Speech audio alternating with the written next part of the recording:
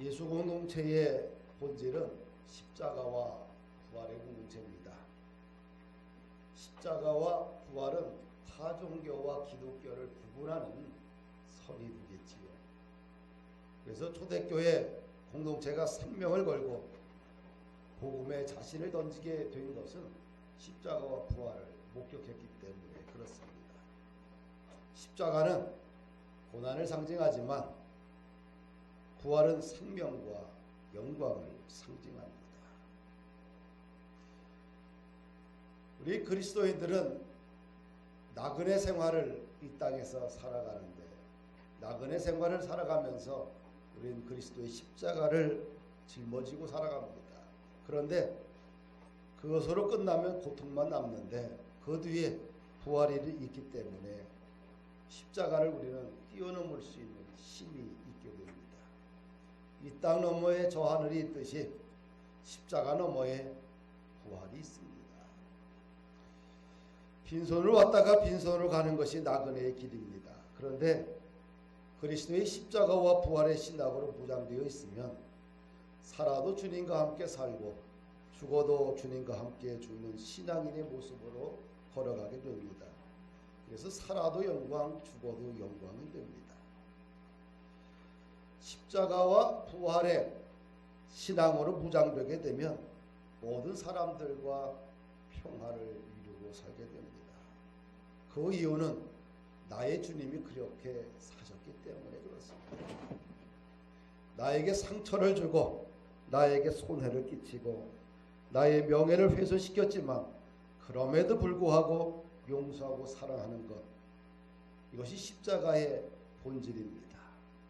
그래서 십자가에는 조건이나 어떤 단서가 전혀 붙지 않잖아요.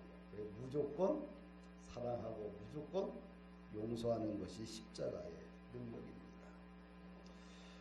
만왕의 왕이신 예수님을 나의 구주로 모시고 살아가는데 천국이 우리는 보장되어 있는데, 부활이 보장되어 있는데, 또 영원한 주의 백성으로 하나님께서 인치셨는데 살면서 아주 작은 일을 풀지 못하고 살아가는 것은 십자가와 부활의 공동체에 걸맞지 않는 모습입니다. 십자가와 부활의 공동체로 살아가는데 익숙하기 위해서는 손해를 보고 살면 됩니다. 나의 것을 주장하지 않으면 됩니다. 나의 이익과 유익과 자랑과 고집과 교만을 내려놓으면 십자가와 부활이 나의 삶의 자리에서 회복되게 됩니다. 이것이 기독교예요. 이 기독교는 더 많이 가지려고 몸부림치는 욕심장애가 아니지요. 내 것을 주님이 원하시면 주님 여기 있습니다. 사용하여 주옵소서. 언제나 주님 앞에 내려놓는데 익숙한 성도가 성숙한 그리스도인의 모습입니다. 내가 죽어서 그리스도가 산다면 그렇게 결단하는 것이 신앙이고 믿음입니다. 내가 손해를 봐서 공동체나 이웃이 평안했다면 그것이 믿음이고 그것이 신앙입니다.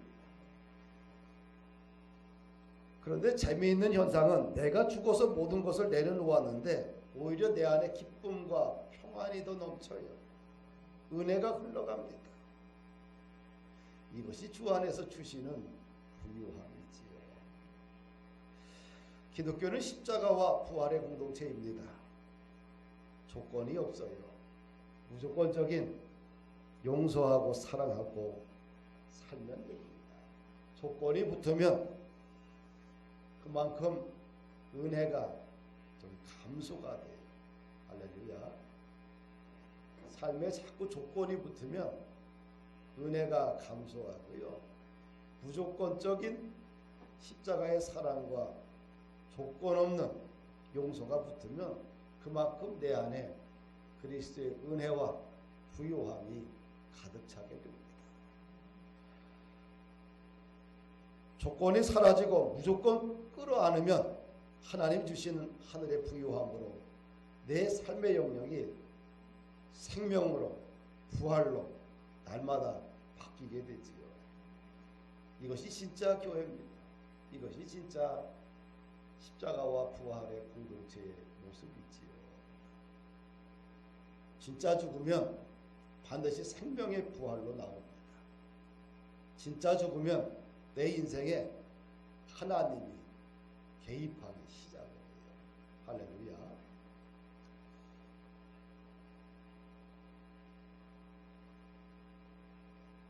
진짜 죽으면 향기나는 그리스도인이 되겠지요.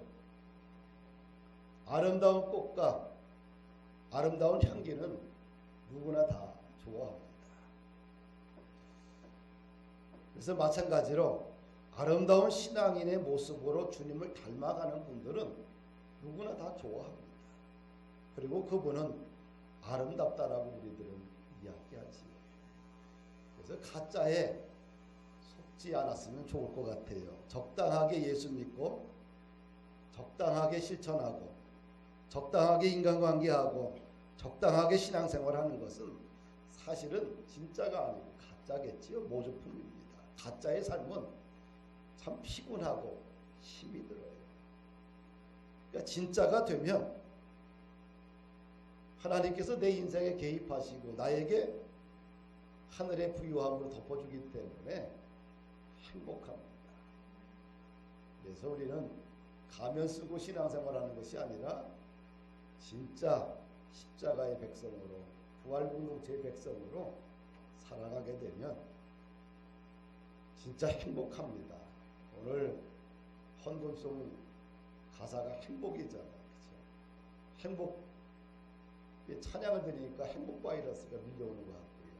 이어서 시온 찬양대의 찬양곡이 십자가의 은혜로 은혜의 강가로 하여튼간 누가 작사를 했는지 기가 막히게 곡이 좋아요.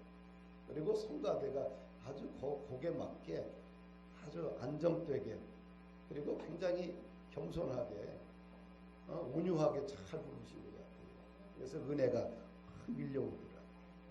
진짜는 행복한 거예요.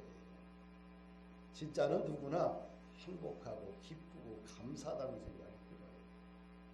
그래서 우리 공동체가 가짜가 아니라 진짜 공동체가 되었으면 좋겠습니다. 할렐루야. 초대교회 공동체의 또 두 번째 특징 중에 하나가 뭐냐면 성령의 공동체라는 거죠. 성령의 공동체. 부활하신 예수님께서 이제 제자들에게 이제 찾아가셨어요. 그리고 나서 요한복음 20장 19절에 보니까 이 말씀을 첫마디 하십니다. 이날 곧 안식 후 첫날 저녁 때에 제자들이 유대인들을 두려워하여 모인 곳에 문들을 닫았더니 예수께서 오사 가운데 서서 이르시되 너희에게 평강이 있을지어다. 유대인의 왕으로 오셨던 예수님이 처참하게 십자가에 죽었습니다. 제자들이 얼마나 두렵고 떨리겠어요. 그래서 무서워서 문을 닫고 있습니다. 불안에 떨고 있는 예수님께서 제자들을 찾아가신 것이죠. 그리고 제자들에게 하신 첫 마디가 너희에게 평강이 있을지어다. 낙심과 불안, 염려, 공포로부터 해결할 수 있는 방법이 무엇일까요? 오늘날 수많은 사람들이 불안증이 있잖아요. 염려증도 있고요. 그 다음에 낙심. 그래서 인생을 포기하게 되고 그런 분들이 너무 많아요. 근데 사실은 불안이나 염려나 낙심이나 뭐 어떤 이런 단어들은 실체가 없지만 이런 단어들이 내 마음과 심령을 점령하게 되면 그때부터 우리는 초조해지고 내 삶이 굉장히 당황스럽고 자꾸 어둠으로 몰아가고 마음의 에너지와 삶의 에너지를 다 빼앗아 버리죠. 약을 먹는다고 해결이 될까요? 잘 해결이 안 돼요. 시편 42편 5절 보니까 내 영혼아 내가 어찌하여 낙심하며 어찌하여 내 속에서 불안해하는가. 너는 하나님께 소망을 두라. 그가 나타나 도우심으로 말미암아 내가 여전히 찬송하리로다. 이 불안은 실체가 없어요. 보이지 않아요. 그런데 이 불안이, 이 염려라는 것들이 내 마음을 확 지배하면 그때부터 어두워지고 초조해지고 당황스럽고 내가 살아갈 수 있는 에너지를 다 소진시키고 나 빼앗아 버려요.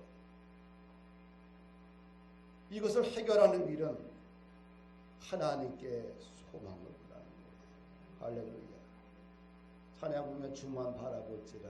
주만 바라보면 그때부터 뭐예요? 불안이 끝나고 내 안에 평안이 찾아오는 거예요. 제자들에게 가장 큰 문제는 먹는 문제가 아니었어요. 더 좋은 집을 사는 것도 아니었고요. 그들의 불안, 두려움 때문에 그들은 갇혀 있었잖아요. 그래서 부활하신 예수님이 찾아가서 너희에게 평강이 있을지어다. 이 한마디로 모든 불안과 염려가 다 끝나는 것이죠. 할렐루야. 하나님이 도와주시면 내 마음의 평강이 은혜의 강물이 그냥 흘러 넘치는 거예요. 아브라함이 조카 롯과 헤어집니다. 이 조카는 어떤 조카예요? 아브라함이 고향에서 출발할 때 피부치는 조카 하나밖에 없어요. 아내하고. 아브라함은 자식이 없어요. 아브라함은 평상시 이렇게 생각해요. 내 조카가 내 후사다. 그래서 조카 롯을 데리고 정든 고향을 떠나서 하나님이 지시한 땅으로 정처 없이 천박생활 나그네 생활을 해요. 조카 롯도 성공을 했어요. 아브라함도 성공을 했어요. 양떼들이 많습니다. 종들이 있어요. 서로 물 놓고 싸우고 목초지 놓고 싸우는 거예요. 그럴 때 아브라함이 결단하잖아요. 네가 좌하면 내가 우하고 네가 후하면 내가 좌할 것이다. 선택권을 줘요. 아브라함이 단지 자신이 더 많은 경제적인 욕심을 얻기 위해서 조카하고 헤어집니까? 아니잖아요. 아브라함의 마음은 자기 피부치, 자기 아들과 같은 조카, 자신의 후사와 같은 이 조카와 헤어지는 것이 얼마나 불안하고 얼마나 가슴 아프겠어요. 타국에서 의지할 곳이 아무도 없는데 조카를 갖다가 떠나보내야 되는 아브라함의 마음이 얼마나 가슴 아프겠어요. 그렇죠? 그러면서 선택권을 조카에게 다 주는 거예요. 네가 좋은 것을 차지해라. 조카가 아브라함을 떠나요. 얼마나 마음이 불안하고 마음이 아프겠어요. 그때 그날 밤 여호와 하나님이 나타나서 뭐라고 그래요? 동서남북을 바라보라. 보이는 땅을 내가 너와 네 자손에게 주리라. 그거로 끝납니까? 내가 네 자손의 땅에 티끌 같게 하리니 사람의 땅에 티끌을 너희 셀 수 있을진데 네 자손도 세리라. 땅의 축복과 그 다음에 자녀의 축복을 위해 하나님이 아브라함을 위로합니다. 한마디로 아브라함의 마음에 불안을 싹 걷어내고 평안을 주신 거지요. 두려움과 낙담과 불안과 염려는 연약한 인간에게 늘 찾아오는 것들입니다. 이런 단어들이 내 마음을 점령하기 시작하면 내 마음은 금방 어두워지고 평안이 사라집니다. 해결하는 방법 오직 하나예요. 주님만 바라보면 됩니다. 제가 버릇들이 있어요. 어떤 버릇이 있냐면 저도 사람인데 왜 때로는 염려가 없고 불안이 왜 없겠어요. 두려움도 있고요. 별 걱정 많지요. 제가 이제 대학 노트를 이게 두꺼운 거를 사요.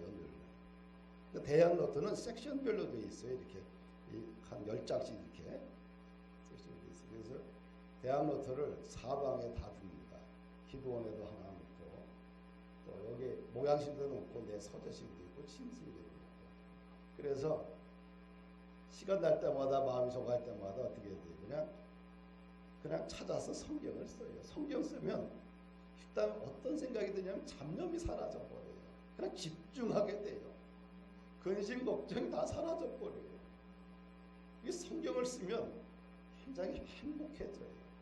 뭐 깊이 생각하지도 않아요. 그냥 성경책 보고 그대로 써요. 꼭 이어서 쓰지 않고 왜 사방팔방에 대학 노트가 있고 섹션별로 돼 있기 때문에 그냥 쓰고 싶은 데 가서 그냥 구약이든 신약이든 복음서든 어디든 그냥 쓰고 싶은 데가 쓰는 거예요. 이어서 행복해져요. 특별히 마음에 어떤 평안이 사라지고 또 염려라는 늪에 자꾸 갇히게 되고 또 마음이 불안에 떨는 사람들 그냥 다른 생각하지 말고 어떻게 돼요? 성경을 쓰면 어느 순간 불안이 싹 사라지고 염려가 사라지고 마음에 주님 주신 평안으로 가득 차게 됩니다. 할렐루야. 제가 일생 동안 또 하는 버릇 중에 하나가 뭐냐면 금요 철야는 꼭 해요.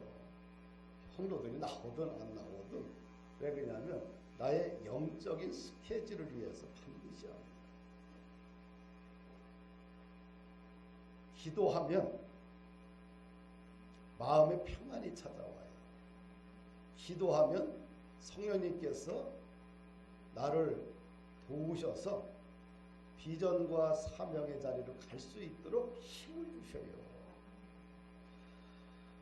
실체가 없는 불안과 염려라는 공포 속에 사로잡힐 때 이것을 해결하는 방법은 다른 데 있지 않아요. 성경과 기도가 명약입니다. 말씀과 기도를 벗어나서 이 문제를 자꾸 해결하려고 해요. 그러면 해결이 안 돼요. 범사에 유익한 말씀과 기도가 명약이고 말씀과 기도로 해결해야 됩니다. 우리가 운동을 하게 되면 경기를 하게 되면 경기장 안에서 하잖아요. 왜? 운동은 규칙이 있어요. 규칙이. 그래서 경기장 안에서 규칙에 따라 시합을 할 때 그다음에 인정을 받게 돼요. 만약에 규칙에서 벗어나면 파울이 되거나 골을 집어넣어도 노골이 되게 되겠죠. 그래서 항상 운동은 운동장 안에서 그 경기장 안에서 규칙에 따라 해야 됩니다. 그래서 우리가 운동을 할 때 뭘 먼저 규칙이 중요해요. 규칙을 가리키는 거죠. 규칙을 모르면 경기가 되지 않습니다. 마찬가지로 신앙도 규칙이 필요하잖아요. 지침서를 버리고 그냥 자기 생각대로 신앙생활하게 되면 이것은 기분 좋을 때 이게 신앙이 잘 되지만 또 기분 떨어질 때는 어떻게 돼요? 제대로 우리가 신앙생활을 할 수가 없어요. 지침서가 중요합니다. 신앙의 지침서는 예배 생활, 말씀과 기도 생활, 전도 생활, 봉사 생활 이런 기본 지침서를 우리는 놓쳐서는 안 돼요.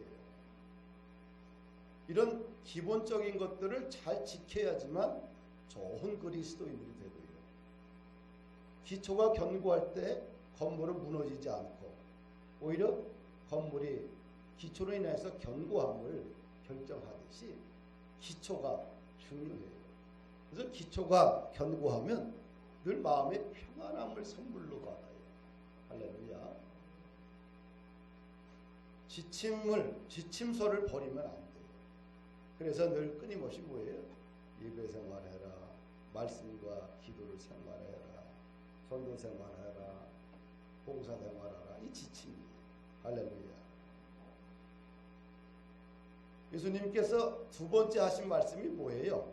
성령을 받으라. 이 요한복음 20장 22절 보니까 너에게 평강이 있을지어다 하시고 나서 숨을 한번 내쉬고 나서 너 성령을 받으라. 이런 말씀만 하셨어요. 이 성령은 뭐냐? 예수님이 대신 이 땅에 오신 것이 성령님이죠. 그래서 예수님이 십자가에 지기시기 전에 제자들에게 성령님에 대해서 가르쳐 주셨어요.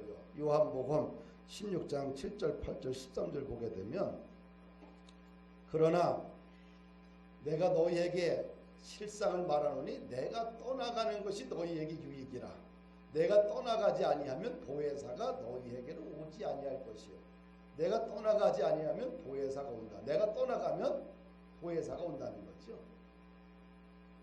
내가 그를 너희에게 보내리라. 보혜사를 보낼 것이다. 그가 보혜사가 와서 죄에 대해서, 의에 대해서, 그 다음에 심판에 대해서 세상을 책망하시리라.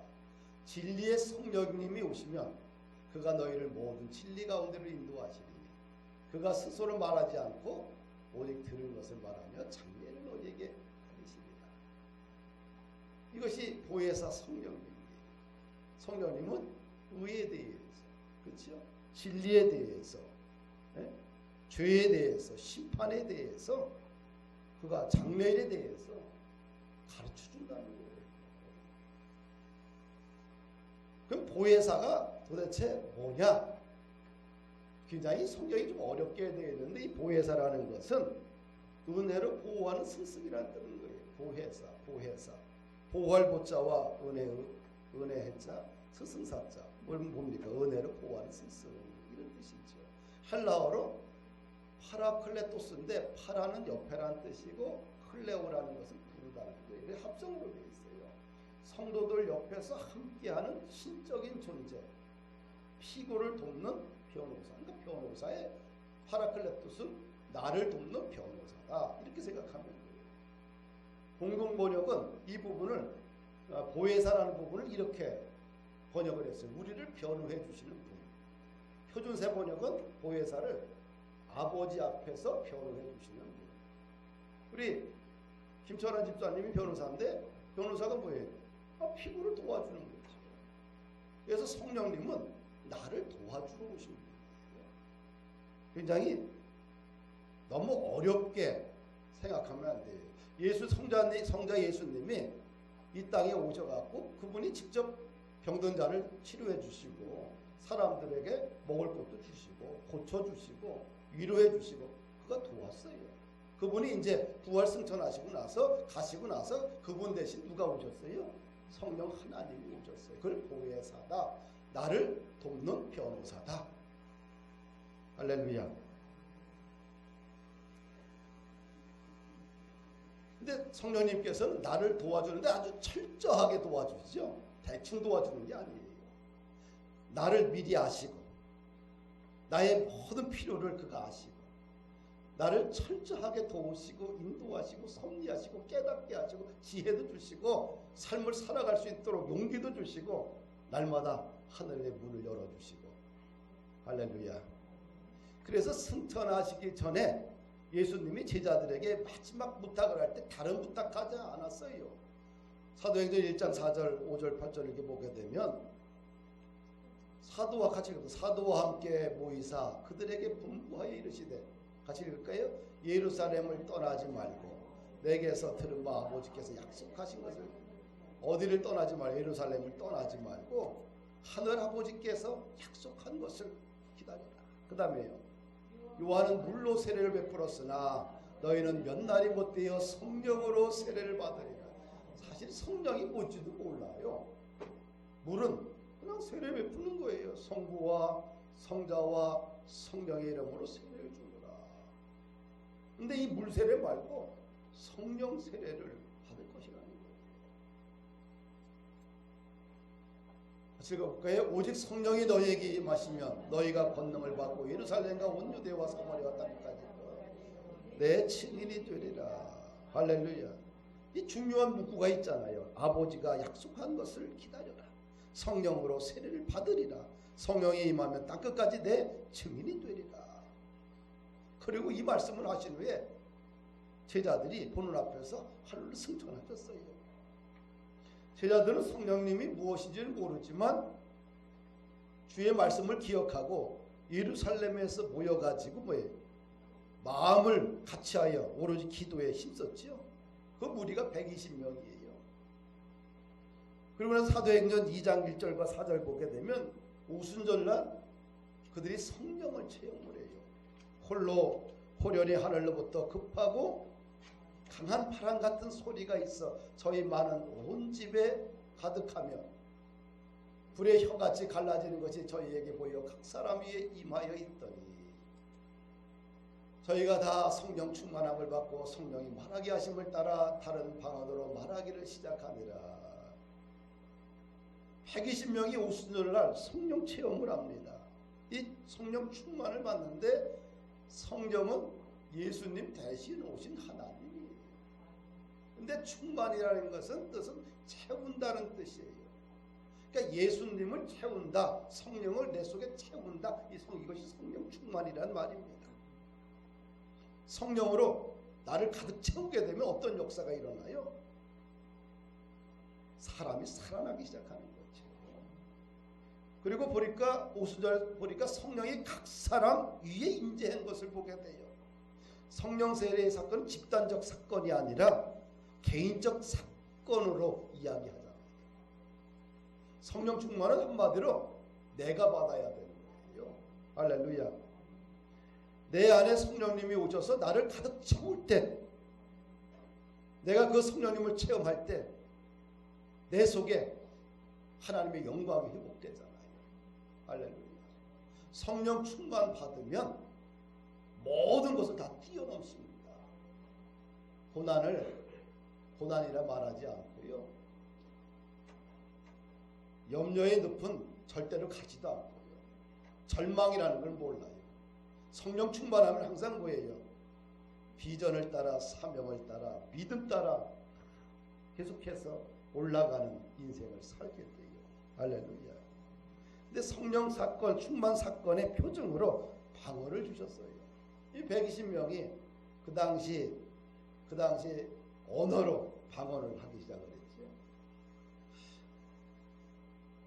사랑하는 여러분들, 성경의 말씀을 그대로 믿어야 돼요. 120명이 받았던 그 성령 충만을 하나님, 나도 받아야 돼요. 그렇죠?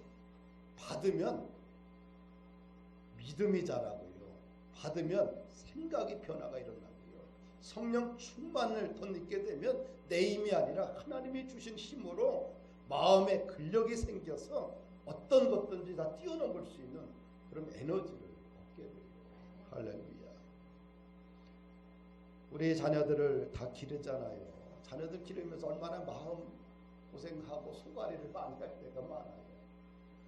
부모 뜻대로 잘 되어주는 것이 그 쉬운 게 아닙니다. 그런데 대부분 그렇게 잘하는 애들이 어디 있어요. 모든 부모들은 내 자녀들이 잘 자라주기를 다 기대하잖아요. 그런데 성령 충만하면 자녀들이 부모 뜻대로 더 부모 생각보다 더 견고하게 더 잘 자라줘요. 아멘. 사도행전 8장 7절 17절 보니까 베드로와 요한이 사마리아인들에게 성령 받도록 기도를 해요. 그리고 안수하니까 그들이 성령을 체험을 해요. 또 이방인 최초로 성령 세례를 받은 게 고넬료인데 베드로가 말씀을 전할 때에 그들이 온 가정에 모였던 사람 성령이 강하게 임재하는 것을 보게 됩니다. 초대교회 때 7명의 집사를 선택을 해요. 그들에게 안수를 하고 기도한 후에 안수하고 나서 그들의 7 집사님을 선택을 하는데 그 기준이 있어요. 성령 충만, 지혜 충만, 믿음 충만, 칭찬 듣는 사람. 조건이 그래요.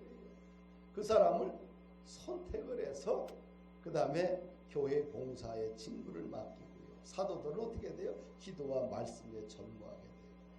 그러므로 초대교회가 왕성하게 세워지고 말씀이 점점 흥황하고 수많은 사람들이 복음의 도에 복종했더라.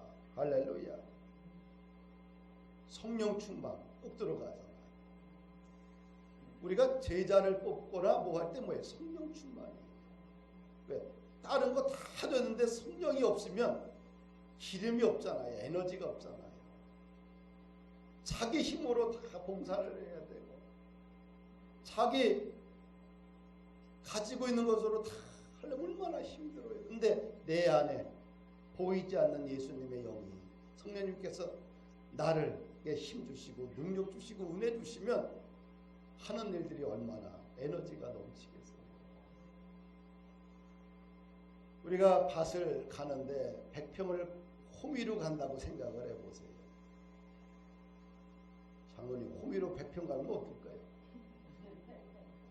기도원에 아직 한 500평 호미로 갈아야 되는데, 그래서 고구마를 심어야 되는데, 다음 주에는 거기 가서 밥 먹고서 500평을 갖다 호미로 다 갈아가지고 고구마를 심어야 되겠다.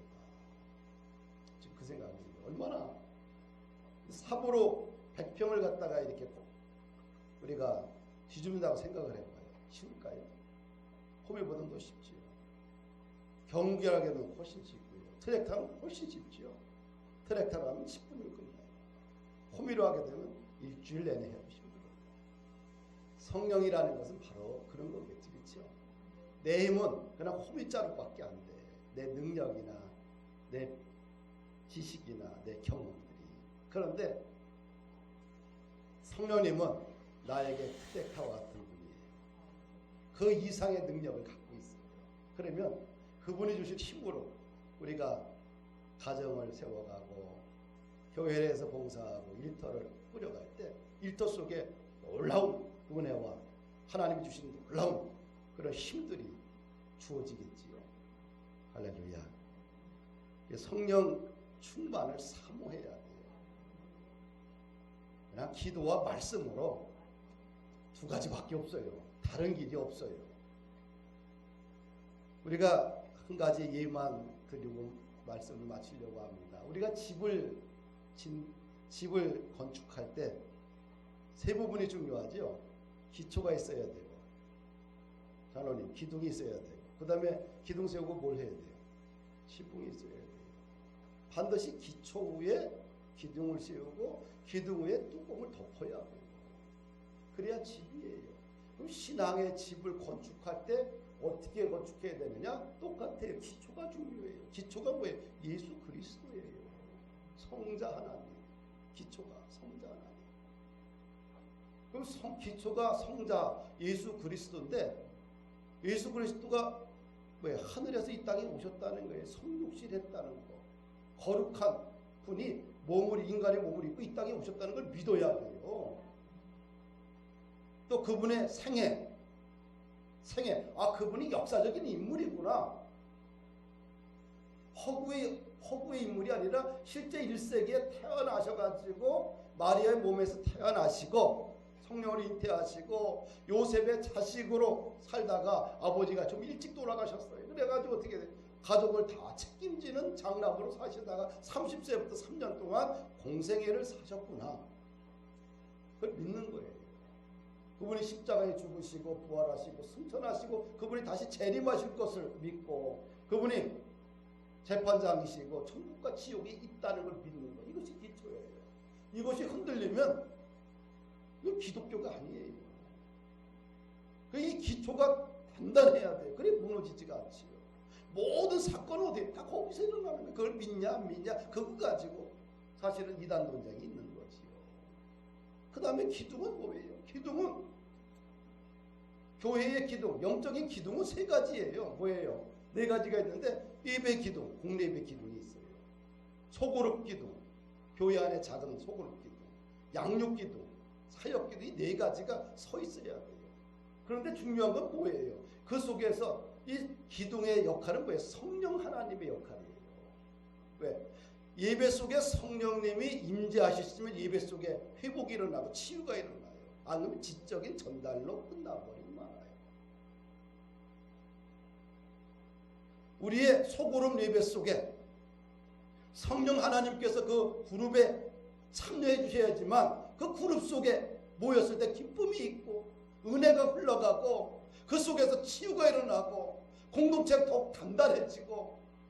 근데 만약에 성령 하나님이 빠지게 되면 지적인 모임, 인간 관계, 교제의 몸으로 끝나게 되고 피곤하고 그래요. 못 벗어나요. 그러면 그 다음에 또 우리가 또 그 다음에 양육을 받아야, 훈련을 받아야지만 사람이 사람다워지는 거 아니겠어요? 훈련을 받아야 돼. 근데 지식으로만 받게 되면 그것이 어떤 유익이 있겠어요? 머리만 커지지. 머리로 받고 가슴으로 받고 이것이 손발로 쫙 흘러가야지만 그 지식이 살아있는 지식이 되잖아요. 생명이 되잖아요. 요즘 교인들 중에 똑똑하지 않은 사람이 어디 있어요? 목사님보다 다 낫지. 다 훨씬 똑똑해요. 그런데 여기만 머물러 있어가지고 그것이 뭐 사람을 살릴 수 있겠어요? 안 되는 거예요. 그러니까 성령님이 우리의 양육 속에 훌려 성령님이 쫙 들어가서 뒤집어 놔야지만 그 지식이 살아있는 생명이 되어서 사람들을 살리고 본인을 살리잖아요. 사역 어떻습니까? 봉사활동. 교회 봉사 많잖아요. 그런데 인간적인 마음으로 하다가 나중에 지쳐버리면 어떻게 되겠어요? 서로 싸우고 나요. 그런데 성령님이 들어가면 양념처럼 돼가지고 어떻게 돼요? 힘들게 봉사하고 그래서 하나님의 은혜지요. 감사합니다. 이렇게 바뀌는 거예요. 그러니까 이 기둥에서는 반드시 뭐예요? 교회가 교회로서의 규칙을 잡기 위해서는 네 가지 기둥은 반드시 서 있어야 되는 거예요. 근데 거기 뭐예요? 성령 하나님이. 그래서 예배를 위해서 우리 기도합시다. 성령님께서 예배 속에 함께하기를 하는 거예요. 할렐루야. 5월달서부터는 작년 주일학교를 이제 해요. 5월 첫 주서부터는. 이건 뭐 학생들이나 청년들은 다 주일학교 하잖아요. 그걸 간단히 한 10시 30분쯤 오셔가지고 좀 늦게 오시는 분도 있겠죠. 한 40분 동안, 11시 10분 동안 모여가지고 같이 기도해주고 또 성경 하나 구절 가지고 서로 이야기도 나누고 삶도 나누고 그리고 나서 예배 들어오면 훨씬 더 성령님의 감동과 은혜가 있겠지. 그렇죠? 네. 작년 주일학교예요. 그 다음에 뭐예요? 신앙의 집을 짓기 위해서 뚜껑을 덮어야 돼요. 뚜껑 없으면 비바람이 몰아쳐갖고 사람이 살 수가 없어요. 뚜껑은 뭐예요? 하나님 아버지예요. 성부 하나님의 역사예요. 왜? 삐죽삐죽 다 올라오면 안 돼. 집이 안 돼. 왜 덮어주는 게 있어야 돼요? 왜? 교회라는 것은 다 성격이 있는 사람들끼리 모여 있어요. 개성이 다 강합니다.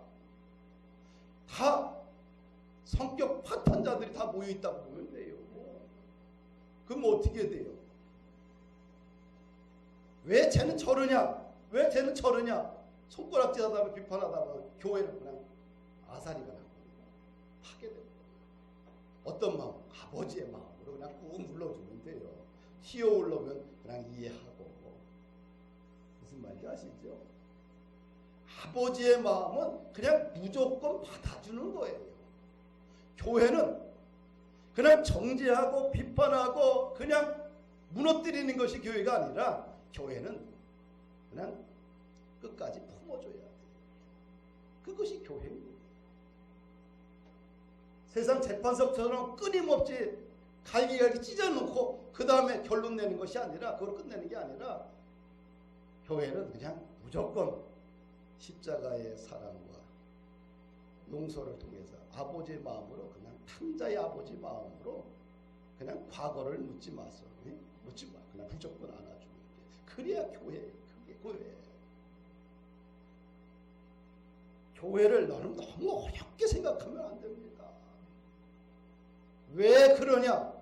왜 너와 내가 다르기 때문에 그렇지요. 다 죄인들이 모였는데. 그래서 끊임없이 이 아버지의 마음으로 품어줄 때 교회는 어때요? 그 우산 속에서 사는 거예요. 지붕은 어떻게 돼요? 기둥 안으로 들어갑니까? 바깥으로 나갑니까? 기둥 바깥으로 나가는 거예요. 그래서 그냥 품어줘야 되는 거예요. 아버지의 마음으로 저분 그렇지. 하나님이 만지실 때가 있어. 저분 잘하는 것도 있어. 품어주고 안아주고 끌어안고 그렇게 가면서 이 땅에서 우리가 만든 하나님 주신 공동체를 세워가고 서로를 세워가는 그런 공동체가 돼요. 이것이 초대교회의 공동체의 본질이에요. 할렐루야. 말씀을 마칩니다.